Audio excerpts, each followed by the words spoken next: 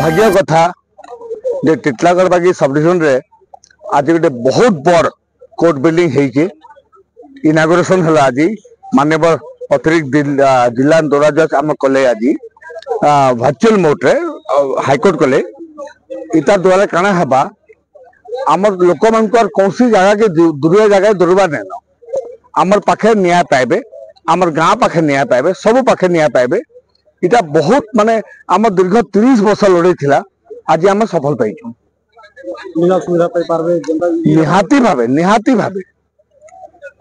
आम जेन बलांगीर लोक मैंने दौड़ुले